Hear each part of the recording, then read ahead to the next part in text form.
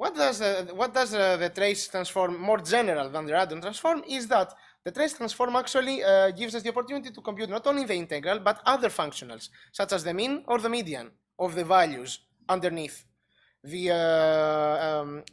line. Here also, on the right part, you see a screenshot, an action screenshot. It's actually a frame from an action video, and the random transform of that image and the trace transform from that image. It's actually, it has a sinusoidal sort of shape. These are actually values in the pi and phi domain, right? So, what did we do in all this? In the 3D cylindrical trace transform, we extended the capabilities of the trace transform in the 3D domain.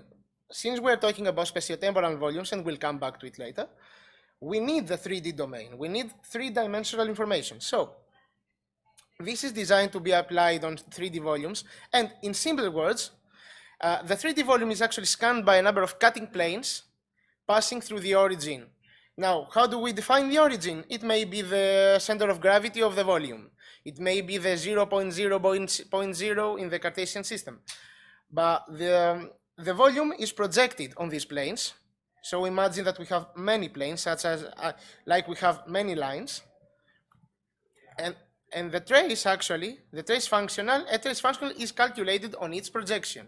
So, much like the original trace transform, which is a function in the pi phi domain, the 3D cylindrical trace transform is also a function in the pi phi domain. And why? In not so simple words now, let's say that we have a plane, a projection of the volume xi, this one, and each and every symbol trace transform on this plane is given by the function g pi phi. So, the final representation of the 3D model is actually the sum of the individual trace transforms of the individual planes. So, imagine that we have n cutting planes, so we have n trace transforms, n functionals, and the sum, this is actually the discrete trace transform that is used in our in real time and in real environments. Imagine that in a theoretical background, this should be the integral of the individual trace transforms. So this is why, actually, this is also a pi phi in the pi phi domain, or else it should be in the pi phi theta domain, because theta, let's say, is the angle in which the cutting plane is rotated against the origin. This is actually the well-known OpenGL teapot. It's a 3D mesh, and this is how a cutting plane cuts the mesh, is projected on the mesh, and individual trace transforms run on it. So, given that scheme, given this transform, what we present here is a complete classification, axial classification scheme. By itself, the trace transform is not an axial classification method. We need to extract spatiotemporal and interest points. Any method would do, but in our work here, we have used the work by Chakraborty et al., the selective spatiotemporal and interest points, due to its robustness in suppressing unwanted background information. We don't want interest points that are immovable, such as windows and edges in the background. We want hand motion. We want motion from the person in question. We calculate the 3D cylindrical trace transform of that volume, and then we calculate the final set of features given the triple feature extraction scheme proposed originally by Kadyrov. So, these steps as follows. Without the OpenGL teapot now, we have a spatiotemporal volume given by these spatiotemporal interest points, and we perform the 3D cylindrical trace transform. Now, why is it called cylindrical? Because actions are not a conventional 3D volume. It's actually a volume that has a direction. It's actually a volume that follows the path of time. So we deemed that it was not necessary to do a more spherical sampling of the volume. That's why we simply rotate planes by a simple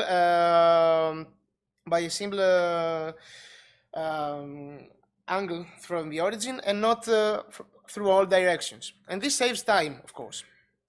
And now, after calculating this 2D function pi phi function of the original volume, we follow this triple feature extraction pipeline. We calculate the function.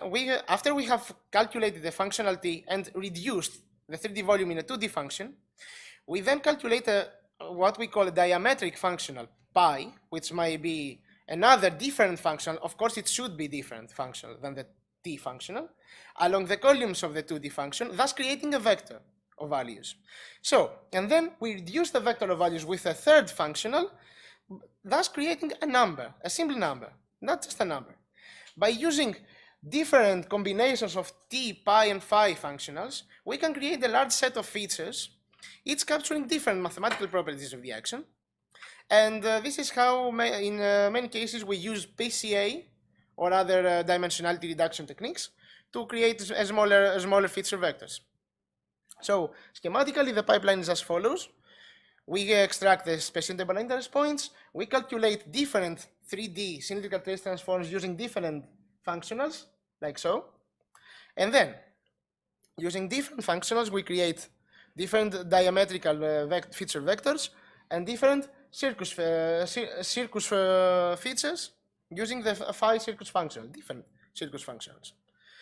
And so we have simple vectors of numbers to represent the entire action. Now let's talk about datasets. We have tested this technique using three publicly available datasets. The first two well-known in the action recognition domain, the KTH and the Wiseman.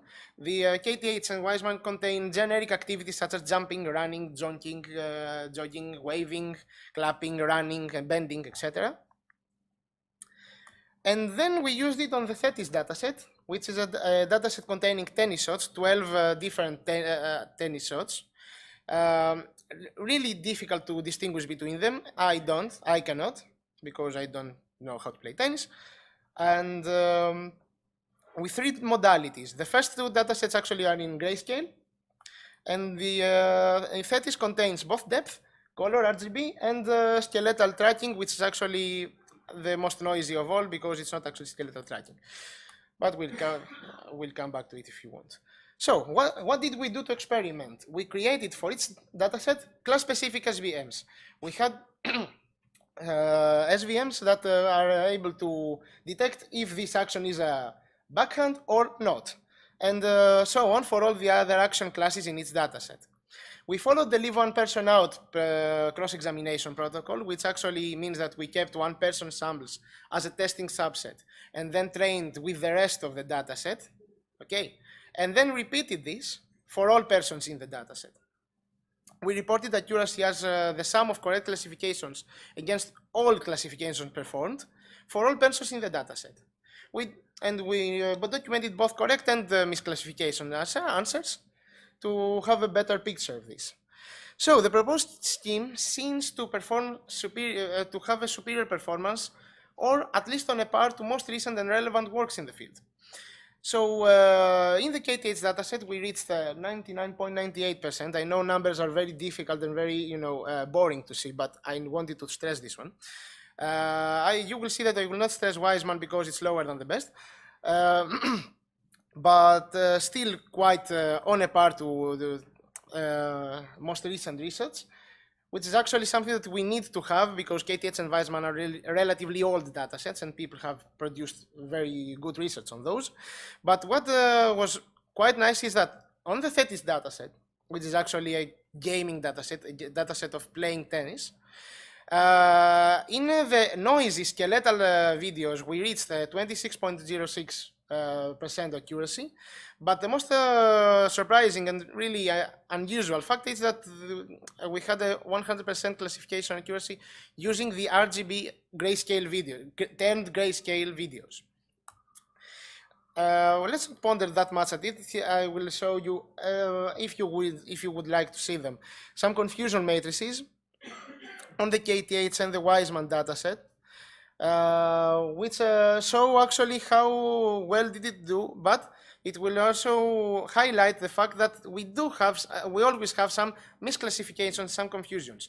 We need to see some good research, some good future research would be to analyze why specific actions have a worse misclassification ratio, higher misclassification ratio than others. And one of the problems of previous, mainly frame-based methods is what we call lack of time sensitivity. What is time sensitivity? The property that majorly differentiates an unintentional fall, imagine falling down, and from a person lying down.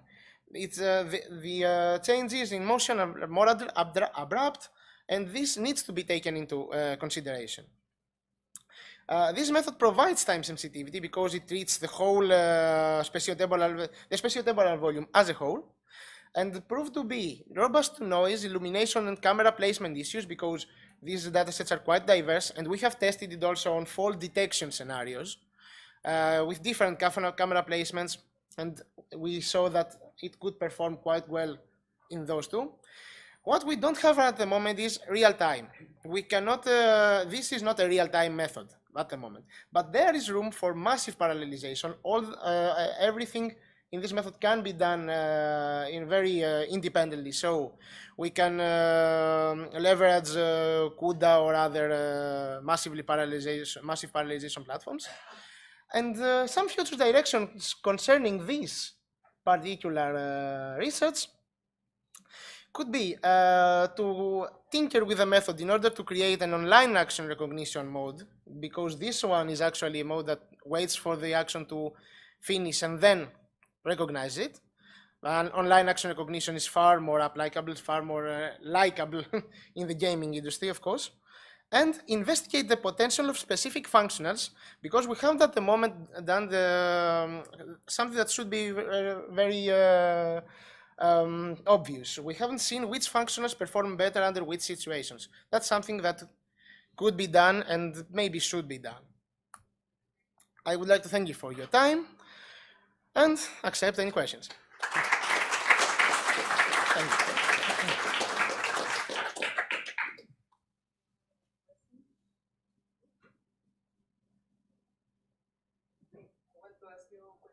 Please. You said that it's robust to illumination changes and things, but what if some frames are corrupted or missing? This should not be, we haven't tested it at these situations, but this should not actually be a problem, because the volume of a spatiotemporal volume like this one, okay, spatiotemporal interest points are actually in a per frame fashion, are extracted in a per frame fashion. Every frame of the video has its own spatiotemporal interest points. But if you treat this as a whole, even if you miss a frame or two or five in the sequence of frames, this should perform well, because the scanning of the volume is actually not in a per frame fashion, of course. It's actually a cutting plane or a sequence of cutting planes that cross this volume and cross even frames, because so a specific plane contains the projection of the volume, and the missing frame is not actually that prevalent in that projection, because the projection is of many frames in general. So if you will see this one better, imagine that imagine that this frame, this cutting plane, is actually contains this the complete projection of the volume. So if you miss these frames, spatiotemporal interest points, this doesn't make actually a big difference. And even so, if many points are absent, the method can be actually tinkered to not just account for points only, but for areas, blobs, etc. So this blurs out the information of such only a single frame or a series of 5, 6 frames missing. Of course, if half the action is missing, this is a problem for every action recognition method. But methods that treat the volume as a whole actually actually mitigate this situation by themselves inherently.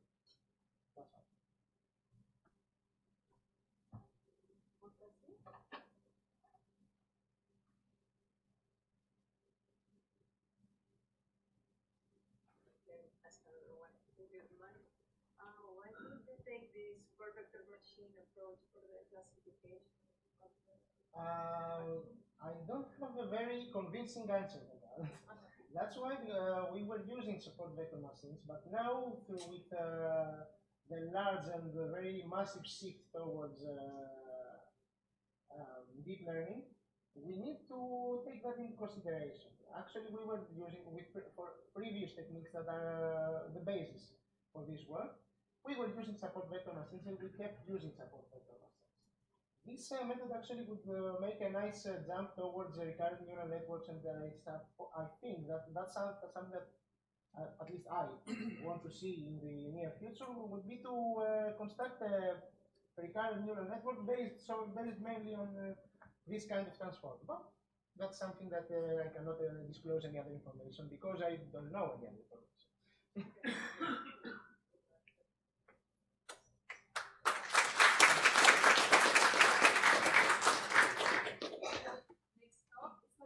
Simulating strategy and dexterity for puzzle games. So Aaron Saxon, Green Wallace, Adam presenting and leading. Thanks. Any moment now, after I've got a bunch of dongles set up. Okay.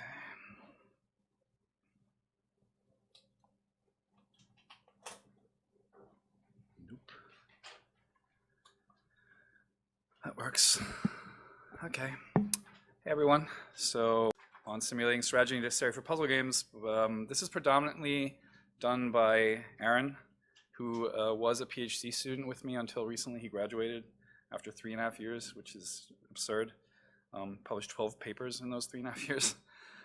This is him. He can't give the talk today because he's expecting a baby, and he's on call. So that's why he asked me. Then I asked Drew, who's the second author, and he's making indie games somewhere, so he's also no longer an academic. And then this morning, my friend Adam from Princeton was like, "Oh, dude, I have a fire to put out. I can't make it, so you're stuck with me." It turns out it's been 6 years since I last gave the paper talk. Like I've always given like, here's what my lab does and big overview vision stuff. So this may be pretty high level. We'll see. We'll see where it goes. I should probably time myself because also I have a tendency to go overboard by a lot. So let's just do that. This is based on a lot of stuff that Aaron started his PhD with. Basically what we did is we looked at one-dimensional difficulty, right? So we were just testing how hard a game can be if we just look at a single scalar quantity. And we did it using this super scientific plot of Flappy Bird, right? So it was just a fun way to be able to take a simple game that is 99% dexterity and make it look like it's a physics paper. But what we did is we ran a simulation where we just ran like thousands and thousands of simulated birds through these pipes. And then what the system was supposed to do was not really model the player, right? The player modeling was almost secondary to this project.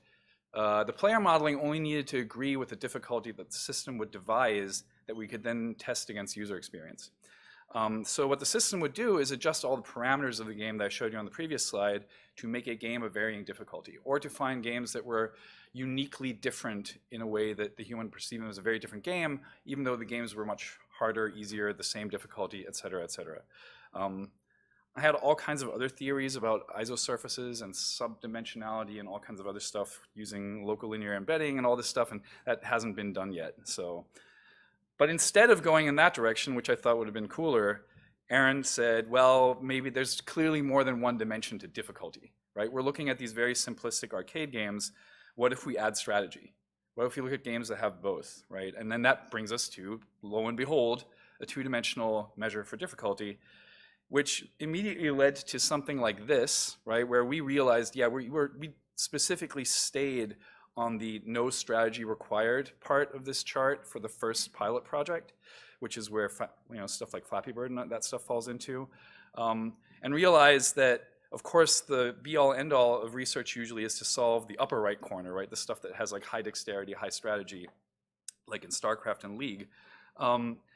Chess, we had the keynote talk this morning, basically is like, okay, it's not solved in a strong solved sense, but like it's not really that interesting. But there's this whole area in the middle, which is essentially what I'm just gonna say, video games, right? A lot of video games, like classical video games, are those that combine various amounts of strategy and dexterity, right? So what would that look like? You're getting a preview of what that would look like, right? So we looked at 2 games specifically for this project. On the left, classic Tetris. This is the way I remember Tetris. I know there's a million variants of it, but I played it at the pool as a teenager on my Game Boy, right? Against other people with the cable that you hooked into the other Game Boy so you could play versus. And on the right, you see Puzzle Bobble. Puzzle Bobble is a very well-known but lesser-known game where you're just shooting these colored balls up into the upper area, and every time 3 balls of the same color touch, they disappear, right? So here, 3 red balls are going to touch, and then everything below that drops down, right? And there's wall shots and all kinds of stuff like that. If you've never played it, I mean, most of you have probably played Tetris, but if you've never played Puzzle Bobble, it's a really cool game, right? So we looked at these 2 games because we thought these are both games that kind of look like real-time chess variants, right? Like with a very simplistic, we're using chess in like air quotes, right? And here's an idea of what we had in terms of what it would look like for a game to have strategy error and dexterity error, right? Strategy error means I have a best move, I know it because I can compute it, and then I do it the wrong move, right? Dexterity error means I have a plan, but I fail to execute it because I miss where I'm going with it by like 1 in Tetris, right? So you can see like left is a typical strategy error, right is a typical dexterity error. So what did we do? So dexterity is, we did this in the Flappy Bird project. It's pretty straightforward, right? For dexterity, if you have a puzzle, like these are like 2 different Puzzle Bobble puzzles, right? On the left, you're trying to shoot the red and hit any of the red areas to remove the red. And on the right, you're trying to hit the red, and obviously your margin of error is much smaller, right? So you can't go out of that, otherwise you're not going to hit it. So the right puzzle has a higher requirement for your dexterity to get it right. Right? And how do we measure this, or how do we simulate this? Pretty straightforward. It's a normal distribution, right, around the ideal shot point. And we actually tested this in the last study and figured out that it is very well modeled with the normal distribution. And then you just offset the shot by some random variable in that normal distribution. And of course, the width of that distribution depends on how much dexterity you want to model in your simulator for your AIs. So that's dexterity. To say it's pretty straightforward. Strategy is actually, and I'll probably say this more than once, most of these things I find are very straightforward and much, much more motivated by the application, in my opinion. Now, strategy is, obviously here on the left you see a Tetris puzzle that has very low strategy requirement, right? It doesn't matter where you drop the bricks, right? You'll still get the same points. Whereas on the right, you could mess it up, right? You need to understand in which order to drop them in order to get the Tetris. Right, and now this is assuming the traditional Tetris scoring where removing 4 rows at a time gives you a much higher score than removing 4 individual rows, right? So the strategy requirement is much higher on the puzzle on the right, right? How do we simulate that in the AI such that the AI will make strategic errors? Well, 2 ways. Either we limit the search depth, which is pretty straightforward, which is traditional, but we found it's much easier if we just inject noise into the evaluation. Right? So we just make it such that previously if there was no noise, then the 7.6 would win out, but then with some random noise injected, the left would win out, the right would win out, and with some noise injected, it might make some strategic errors. And the amount of noise you inject is basically trying to simulate that there will be strategic errors made, right? That you will not always pick the top move, right? Why are we doing this? Because we're trying to figure out whether when we crank these 2 knobs in terms of like injecting strategic error and dexterity error, what does that mean for a person's ability to solve these puzzles, right? And then we just run thousands and thousands and thousands of simulations using what we call a player population, which of course is an AI population, right? So now when we combine these things, we get things like, for example, this puzzle, right? So in this puzzle, the ideal solution is, and this is a little detail of Puzzle Bobble I left out earlier, you can also always swap the first, so you have a sequence of balls that you're shooting up to the puzzle. And you can always swap the first 2, right? That's one of your operations is shoot, and the other operation is swap the first 2 balls. And so in this case, the best idea would be to swap to the yellow and then fire the yellow at D, thereby removing everything in C, and then using the red high dexterity, that's strategy, and then with the red high dexterity, you have to hit F to combine the 2 areas to drop everything at once. So this board can be cleared with these 2 pieces. Now, in order to do this reliably and without having to rely on unknown information and have a forward model, we did very simple puzzles, right? So this is not trying to simulate an entire Tetris game or an entire puzzle ball game. The puzzles literally look like this, right? This is the stuff that we're simulating. It's like, here's a simple version. You get 3 pieces. You have all the perfect information. How do you solve this, right? It allows us also to like easily solve the puzzle and know what the theoretical maximal, practical maximal score is. I think I'm going maybe a little bit too fast. Anyway, so what does the algorithm look like? It looks like this in the paper, which I'm not going to bore you with. It looks like this in my head. In my head, abstract, right? What happens is, when you're simulating these AIs, you first, in the strategy step, calculate Q values, like some value function, for each move, then add the randomness, and then pick the move with the highest Q plus R. Then in a second step on top of that, you add dexterity randomness to that chosen move, and then execute that move, right? So you've injected 2 levels of randomness. The thing that I should probably say about this modeling is we have this beautiful model of how humans would factor these 2 things. It's entirely unclear whether that's how humans operate. So I think this paper is actually slightly, I say this as the co-chair of this conference, slightly misplaced in this session, because we're not really modeling humans. We're making an AI that models it well enough so that we again can look at the characteristics of the game and the puzzle and get some insight as to whether humans would agree with that. And I already add, we didn't get to that part yet. But what we did is a couple of things. One, if you just take, for example, this puzzle bobble puzzle, and then make every variant where you only changed one of the spheres, and then multiply that by all possible perturbations of the 3 balls at the bottom, you get, I think, something like 1,566 puzzles. And it turns out if you just run those through an AI population, then the variation on everything that can happen is pretty huge, right? So in the upper left, what you're seeing is the normalized score mean. So because we know the maximum, we can normalize to that, right? And then we just look at what's the mean score of every player population, every run simulation, just by modifying a single sphere. Right, so I thought it was pretty interesting that you can get so much variation in terms of what the difficulty of the puzzle is just by changing a single thing.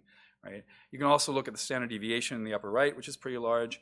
You can look at things like what's the preferred maximum score. These are all metrics that the system just spits out. Right, again, the main idea here in application is that a designer would be able to throw anything they make or their generator makes, or their random number generator, or whatever, at the system, and just get a lot more metrics, in the sense that, what do you want? What do you want to maximize your score? Do you want high variance in the generator? How many unique solutions are there is in the bottom right, so you can count all these things. Again, keep in mind, it's simplified puzzles for which we have perfect information. Happens to be, though, that there are a lot of puzzles that actually fall into this category. But what I think is way cooler is the analysis procedure. So the analysis procedure is, what we can do now is, for an agent population, is we can play with these buttons of increasing their ability to do good strategy or good dexterity or both, right? So if we crank down, if we make it so that they have imperfect dexterity but perfect strategy, right, we can see how much dexterity is required, and vice versa. If we have them with perfect dexterity and imperfect strategy, we can see how much strategic knowledge is required to solve the puzzle. And in doing this, we can look at what this looks like in 2D, right? So suddenly now we have our 2D difficulty, which is obviously for these, right? These are generated puzzles, and we just looked at 4 because they happen to lie on like different corners of this diagram, right, that I showed earlier with respect to how much strategy and how much dexterity is required. And if you look at the puzzles, it's pretty obvious what this means, right? The lower left requires nothing, right? The lower left, it doesn't matter in which order you shoot the spheres. It doesn't matter, like the dexterity is like you'd have to like really be extremely drunk to not hit those areas, right? It's absolutely trivial, and you don't have to think at all. Right? On the lower right, you can see one that requires also no dexterity, because again, the patches to be hit are big.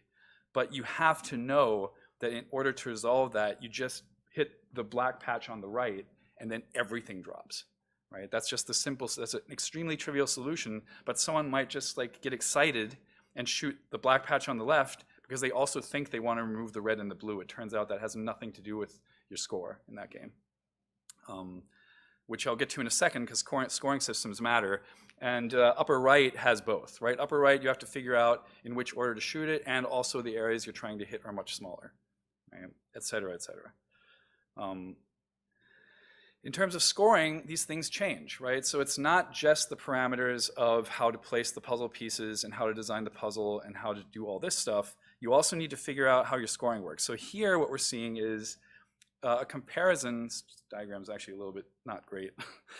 What we're seeing is what happens if you were to change the scoring in Tetris from just getting 1, 2, 3, 4 points for removing 1, 2, 3, 4 rows, or 1, 4, 9, 16, right? Which is more traditional Tetris scoring, which rewards your ability to wait to remove 4 rows at a time, right? So we call it quadratic scoring, the other is linear scoring. And you can see just from like these arrows, so the puzzles in the bottom map to the letters in the top. And whenever there's not an arrow, so in puzzle A and D, right, you'll see that there's just like the points and there's no arrow going away from it. Those are the ones that you see in the bottom at A and D. And again, looking at those puzzles, you immediately see it doesn't matter whether you change the scoring for the strategy because there's literally only one solution and there's only one way, and all you could be doing is messing up dexterity. Whereas for something like E or C or B, if you look at it, you're like, oh, right. In this case, if I actually remove the rows one at a time or don't try to go for the Tetris, right, then my strategic requirement is nowhere close to as high. Like I have many, many more options, and I could quote unquote mess it up without actually messing up my score, right? So it was actually, looking at this now, it doesn't come as a huge surprise to me after we had the ability to throw these puzzles at the system and then again, just do this 2D plotting. But I thought it was kind of cool that there are many, many, many parameters that influence the design of a puzzle and a structure that are not just their spatial layout, but also things like just how do you design the scoring system around it. Here's a plot of adding drop points and chain bonus to Puzzle Bobble. So in the bottom and the upper left, you're seeing just original scoring, and these are histogram plots, right? So the darker it is, the higher, the more samples you have that fall into that category, right? And it's again, dexterity and strategy required, same diagram you saw before.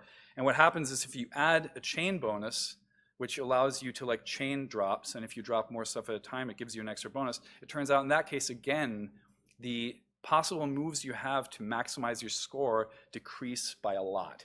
And this whole blob moves off to the right into a region where the game becomes a lot more strategy-based than it was before. Right? So here in this case, the original game doesn't have that.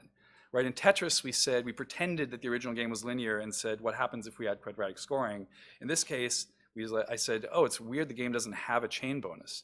And Aaron was like, yeah, but also the game is much faster. Right? So again, it's like the typical, like, is Cannibalt a cool game? If you've never played Cannibalt, it's an infinite runner.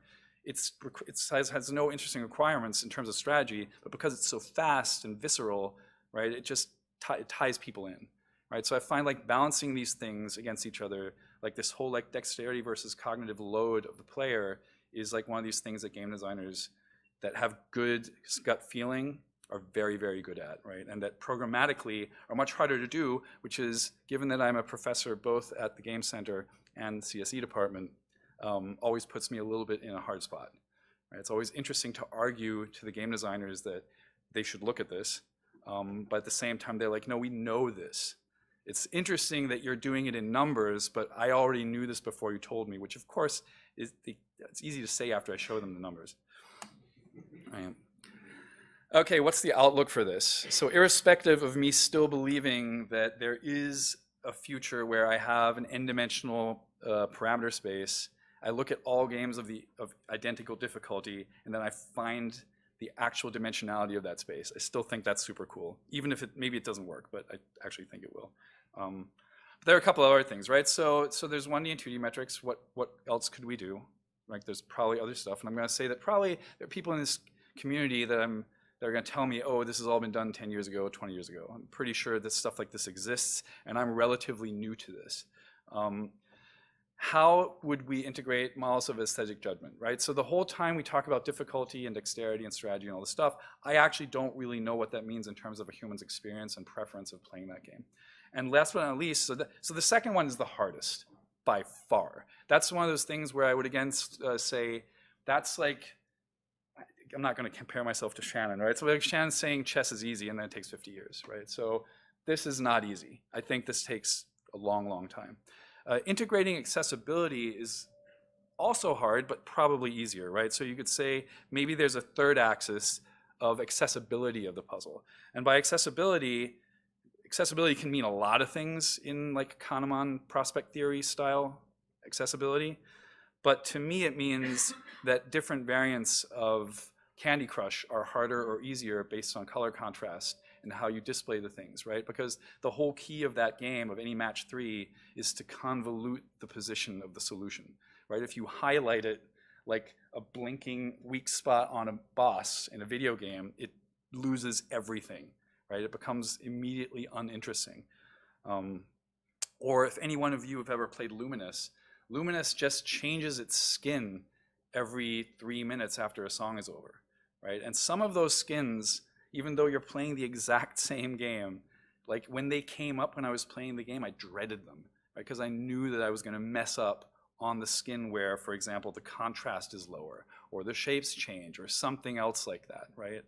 So you could be playing the same puzzle, only with a different skin, and then testing it against humans. How you would model that with an AI?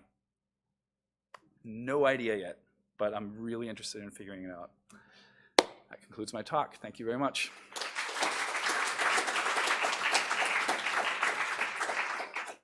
Wow, I actually stayed in time. So you mentioned that this is sort of preliminary, there might be more stuff. And obviously, one thing that affects dexterity a lot is when these things start moving. Right.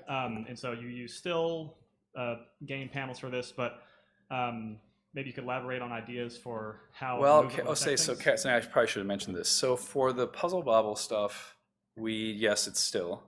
But in the original puzzle bobble, like it moves down at you.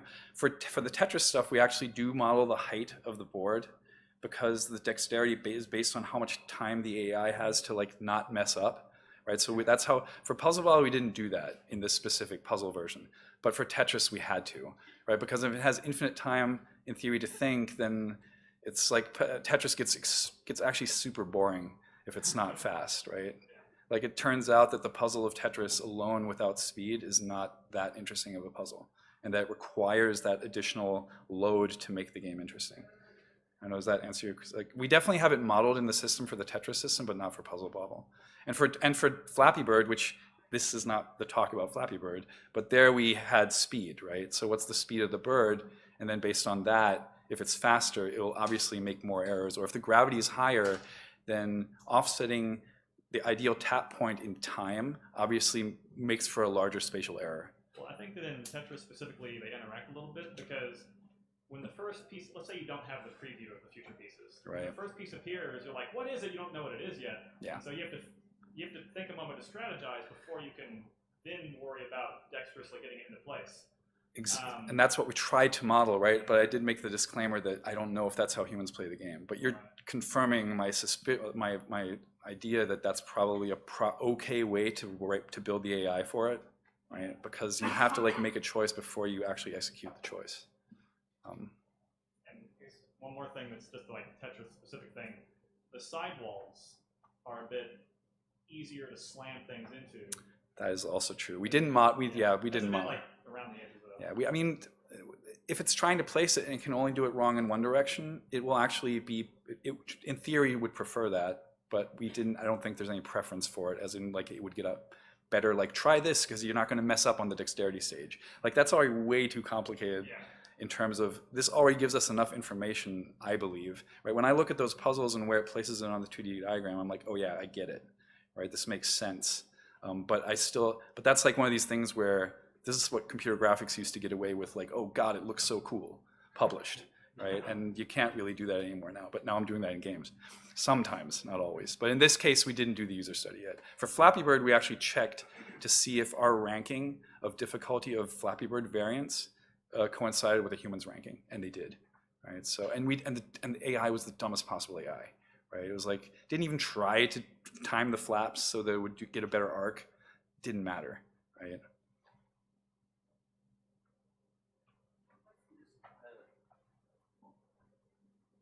Hey, one of our PhD students.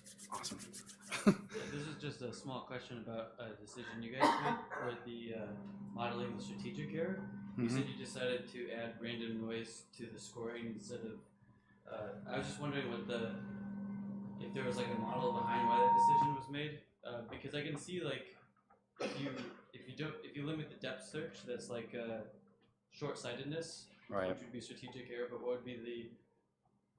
Do you think that just random noise kind of mimics how humans have strategic error? Or just Well, it's random like error? it's a misestimation of your value function, right? Yeah. That's like it's like, oh, here's what I think is my value function. Turns out it's not ground truth, right? That's kind of what I think that models, right? That's and we did it because we had the entire decision tree, right? So like again, puzzles were only like 3 levels deep, right? But it was good enough to get like an idea of what the puzzle should look like. But again, wasn't trying to model, definitely going to emphasize, not actually trying to model it, but trying to model it in a way that would agree with human observers in a next stage of the project. Thanks.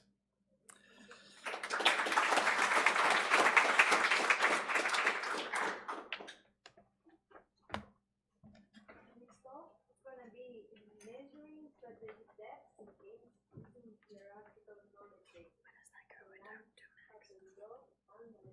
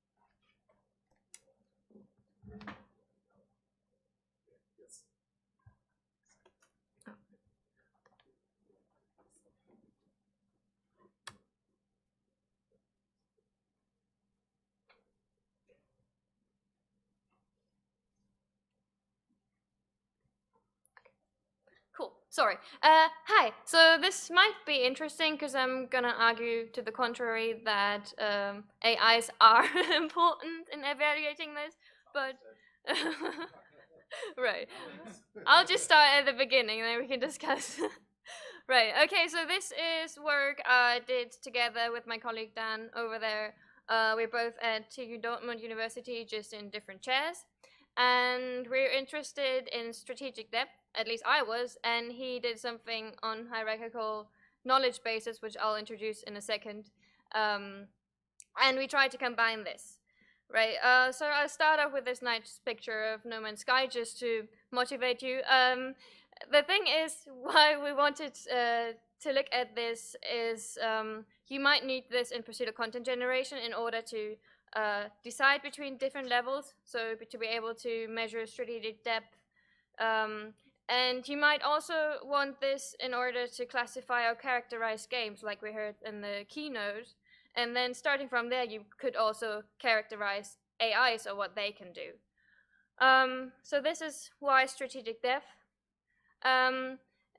We probably all have like an intuitive understanding of what we think strategic depth is. So I thought I'll just throw that overboard and use this definition. This is actually one of the most popular ones I found on the internet. It is apparently, the original source is apparently from Extra Credits, which is a YouTube channel.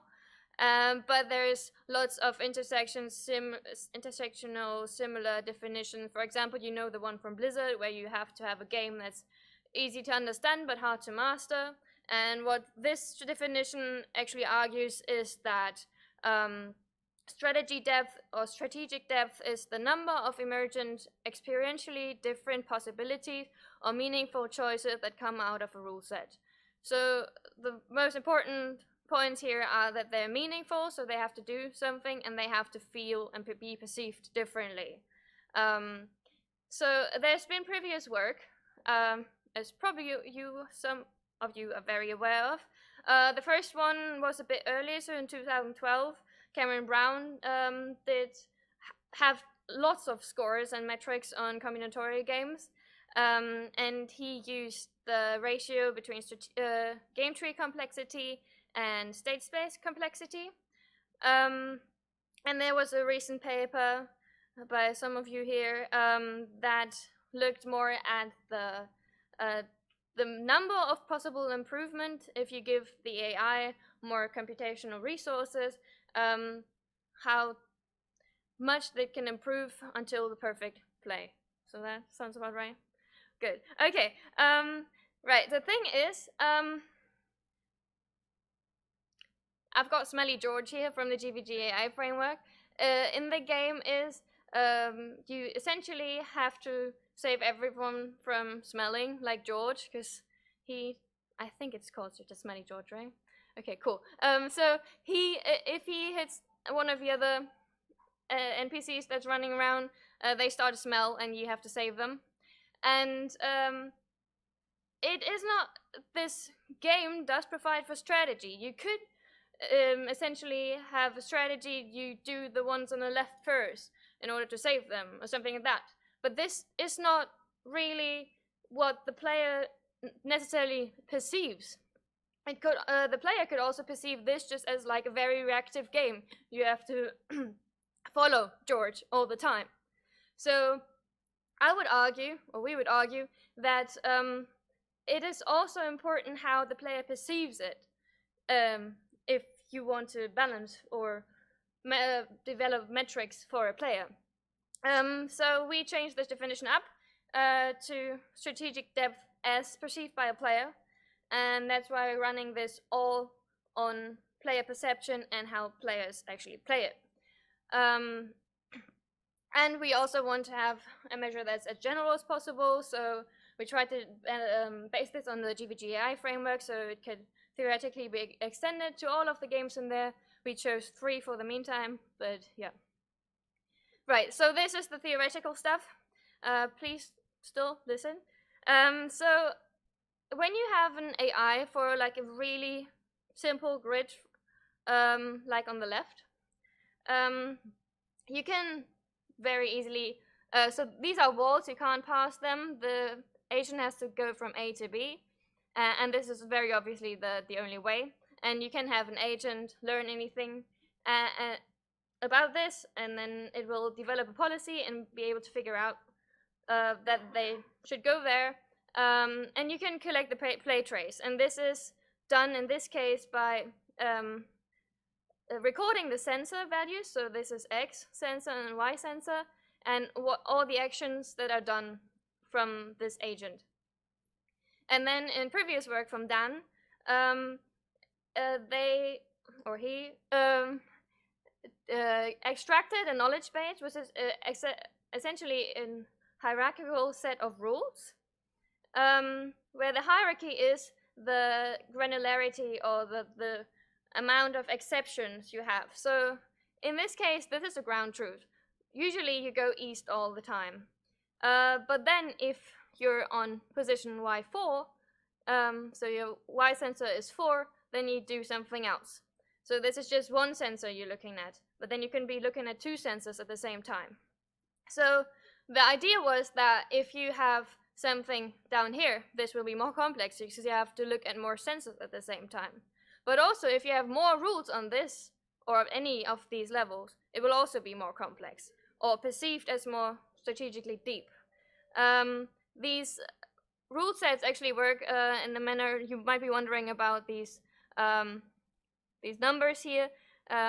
It's to decide between rules. So if 2 rules apply, then you choose the one with a high priority. But this is essentially just a representation of a policy that an agent learned. has been doing. So you could learn these kind of rule bases from any kind of play traces you select. You just need to define the sensors beforehand. Right. So I wanted to spare you all the formulas because there's like a very formal description of this in the paper. So I just had a representation of it in this case. The formula we chose for the strategic depth measure, on the right, this is actually pretty much the realized complexity. You have the number of the rules divided by the number of possible rules on this level. And to counteract that, we have a weight which is constant, but increases per level in the same, asymptotically the same like the number of possible rules per level. And then you also have this factor which looks at how many sensors of the possible sensors are taken from that level. So yeah. And if you, this is just a small example, if you have 2 sensors and a weight here of 2, then these are the weights you compute. This is the same thing for if you have different games with the same number of sensors, then these will be the weights, and then you just plug in the number of rules in that level. And again, this is based on the knowledge basis, so this might be different for different players.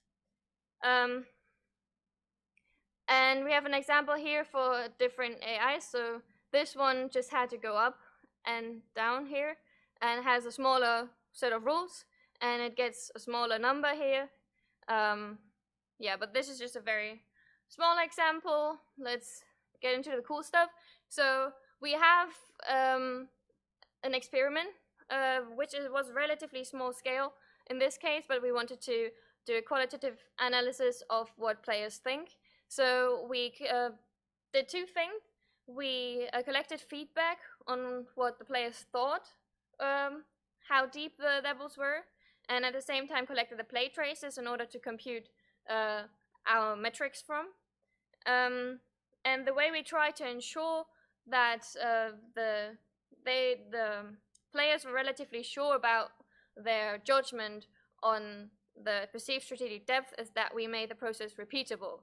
Right, so you got a game presented in a random order, you had a description so you knew what to do, and then you were asked to quantify the perceived strategic depth with like pretty granular, so you have 100 steps so you can adjust it, and then you can repeat it, so in case you encountered a level which was obviously more strategically deep, then you can change it up. So you were confident within these games, even if your baseline was differently, then you could at least have a proper order, at least depending on your perception, because that's what we're trying to go for. And we had a test bed from the GVGAI framework of 3 games with 2 levels each, and they had to be manageable regarding state space. So the knowledge bases could be computed. We tried to have something that we could, from the outside, have different strategically deep games, and we were actually focusing on pathfinding, so they were comparable. So the first one is camel race, which is you just basically have to go right. In this case, you have to avoid these blocks, but we could probably all argue this doesn't seem very strategy based. Run, you have to avoid the water while collecting the key and then going through that door to go to that door. So it's also pathfinding, just with a at a time problem. The last one does have more strategy, so you're this little person here, and there's an ogre that tries to hunt you down. You have to unlock a door and then go through that door. And you have these passages, which are blue and red, and through one of them only the ogre can go, and through the other one you can go, but you're invisible while you go through these passages. So this you can use as a strategy. Maybe you're very nervous and you hide a lot, or you just go straight for it. So regarding the sensors and the action space, the actions are all the same because that's the GVGAI framework. So they were consistent. The sensors are based on the game. So for camel race, we have the player position and the X position of the other camels, just because the camels go straight and they don't change the Y position. For run, this is very similar. We have player position and the water progress and whether the player has collected the key. And for the ogre game, so 8th passenger, we have player position, ogre position, and then also the previous position of the... Oh, it's not ogre, it's an orc. Anyway, it says orc. I'm not sure. Well, the bat monster. Anyway, in case you're not, it's not visible, then you have the previous position, and then if the door is open. So yeah, these are the sensors. So again, what we captured is the player ratings for the strategic depth, and then the player traces, which we then computed the measured strategic depth from. And because there's bias if you ask people to just rate it, we wanted to normalize it because we just wanted to look at the differences. So we normalized the ratings for each player to 0 and 1. So the simplest game would be 0. The most difficult game is 1. And then we averaged over that. There was one issue with a missing value, just because that player wasn't able to win one of the levels. And then we didn't take that value because it might have changed stuff. So you could theoretically still use a play trace from a game which wasn't won, but we didn't want to look at that. So we did the normalization with the rating and then removed it afterwards. Just to be clear about that. Right, and these are the results. So these are the estimated values and normalized. And what you can see is that the first camel race, which is just going straight, is obviously the simplest one. So it was consistently, for all of them, people didn't think it was very deep. Then the second one, you actually had to maneuver a bit. So this was in second position. The run levels were rated pretty similarly. And the 8th passenger one there was a stark difference, which would be expected, but they were relatively similar as well. And so you can see for the strategy depth calculated from the hierarchical knowledge bases, this picture is very similar. The values are not as stark here, because there were some things that were switched off, but you can still see the differences and the same kind of pattern. So then we went ahead and thought, well, if we want to do that with an automatic playtest and have AI run it, how differently would that look? And what we did in this case is have the perfect play traces and calculate the strategic depth measure from that. And so the one on the far right is the result from that. It still kind of figures out that this one is probably the strategically most difficult one, but I mean, there's no real pattern that's comparable to that one, I would say. So this, you probably have to do a quantitative analysis on, but this was my argument that you probably have to be very difficult if you don't look into your AI. So maybe the agents from Andy's paper, which have errors on strategy and dexterity, would work much better on this, but you can't just use any AI agent. This, yeah, doesn't really hold. So yeah, this was also my main takeaway. I think it makes sense to look at metrics in general and strategy depth in particular, while considering the perception of players, and not just have general metrics. Not just, basically, yeah, we can have them, but probably add something else.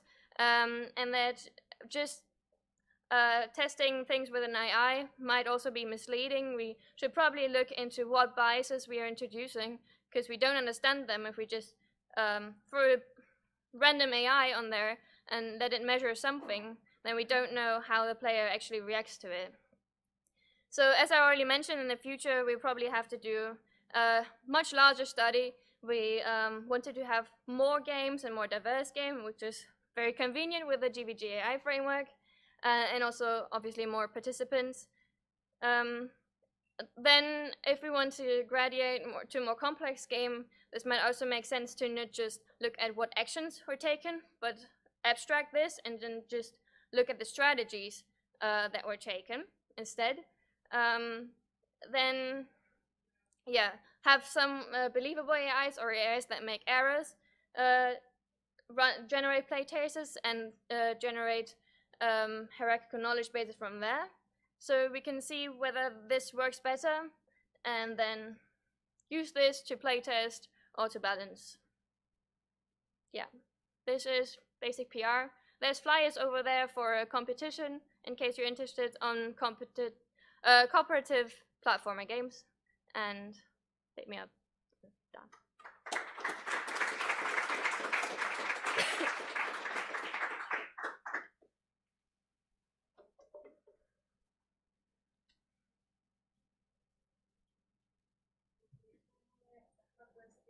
For maybe very deep into the games, there's computation. Yeah, very much so. So that was also a reason why I would think it would be more practical to abstract this. So you could just compute the strategy that you're taking instead of the actions, and you could also look at combined sensors. For example, something like enemy is close or enemy did build this kind of thing. So you would need to abstract it in order to reduce the amount of information you have to process. Or optimize the the extraction, which I think is doing, right? We're currently into finding faster algorithms for this knowledge extraction part, so to create the hierarchical knowledge bases, and we have currently some promising preliminary results. So, but at least for very large state action spaces, such as where an image or go on the pixel level or something, so such that the image represents a whole state or something like this. So for this, it's maybe you have to do this what Vanessa proposed. But yeah, for larger state action spaces, we will assume be some more efficient algorithms.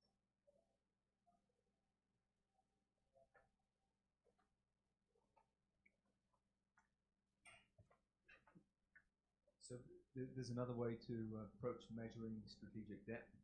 I just wonder what you think about it and if you tried relating it to this. And that's to have a large set of players play the game and look at the span of the ELO ratings. So a game with no strategic depth, they'll all be clustered around the same value.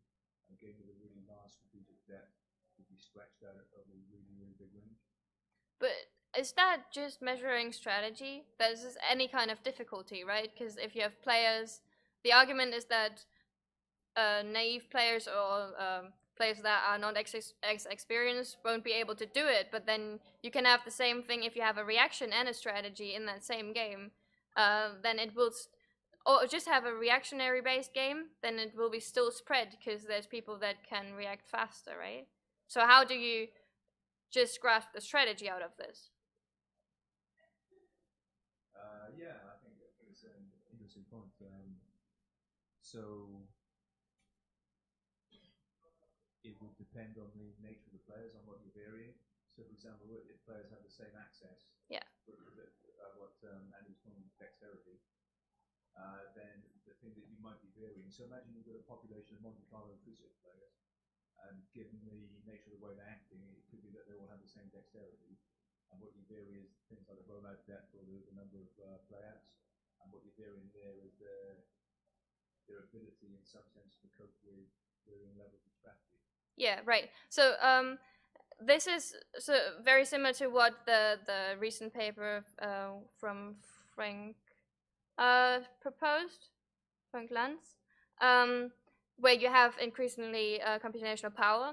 And we did try to do both of these approaches. For the one from Cameron Brown, it was really difficult to estimate the state space, and then it didn't really align. And for the other one, we weren't really able to find AIs that were scalable. at least for these simple games. So they either weren't really doing anything. So in MCTS, you had to put like lots of resources into to be able to like get it halfway across for the camel race. And then the one step look ahead just does it without any computational resources. So that was a practical problem. I do think it's a good approach. We just need scalable AIs to be able to do it. Otherwise, that doesn't work. Yeah, sure. Okay, thanks. Any question I could ask you will launch us into a multi-hour conversation. Cool. We should have that offline. What's a simple? No, there is no simple question.